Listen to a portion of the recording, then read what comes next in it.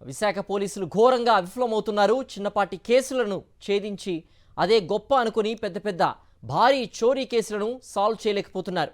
షీలానగర్ ప్రాంతంలో తన కూతురు పెళ్లి కోసం దాచుకున్న బంగారం నగదు చోరీ ఘటనలో విశాఖ పోలీసులు ఎటువంటి పురోగతి సాధించలేకపోయారు. అయితే ఊహించని విధంగా హైదరాబాద్ పోలీసులు ఈ కేసులో కీలక నిందితులను పట్టుకోవడమే కాకుండా కొంతమేర సొత్తును సైతం రికవరీ చేశారు. హైదరాబాద్లోని మలక్పేట్లో జరిగిన ఓ హత్య కేసు, విశాఖపట్నంలో షీలానగర్ ప్రాంతంలో జరిగిన భారీ దొంగతనం కేసులో నిందితులను పట్టించింది. ఈ విషయాన్ని హైదరాబాద్లో జరిగిన హత్య కేసును విచారించిన పోలీసులు నిర్ధారించారు. ఈ మేరకు ఇద్దరు నిందితుల నుంచి విశాఖ చోరీ సొత్తును స్వాధీనం చేసుకున్నారు.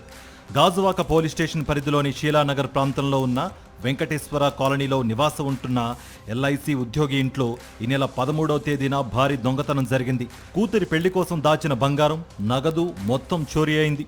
దీనిపై దర్యాప్తు చేసిన గాజువాక పోలీసులు ఎటువంటి క్లూస్ సంపాదించలేకపోయారు. ఆ మరుసటి రోజు హైదరాబాద్లో జరిగిన ఓ సుపారీ హత్య కేసులో విశాఖ చోరీ దొంగలు పాల్గొన్నారు.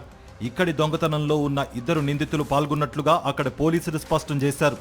ఆ కేసులో A4గా ఉన్న అర్జున్ జ్ఞానప్రకాష్, A5గా ఉన్న రాంబాబు నుంచి షీలానగర్లో దొంగిలించిన బంగారు ఆభరణాలను స్వాధీనం చేసుకున్నారు హైదరాబాద్ పోలీసులు. దొంగతనంలో 3 వ్యక్తులు పాల్గొన్నారు. సొత్తును 3 వాటాలు చేసుకున్నారు.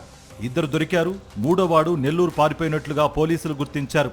విషయం తెలుసుకున్న గాజువాక పోలీసులు హుటాహుటిన హైదరాబాద్కు వెళ్లి మలక్పేట్ పోలీస్ స్టేషన్ను సంప్రదించారు. హత్య కేసులో నిందితుల్ని రిమాండ్కు తరలించడంతో ప్రస్తుతానికి గాజువాక పోలీసులు తదుపరి చర్యలకు సిద్ధమవుతున్నారు. కనీసం ఇప్పటి నుంచైనా ఈ కేసును విశాఖ పోలీసులు కొలిక్కి తీసుకొస్తారేమో చూడాలి.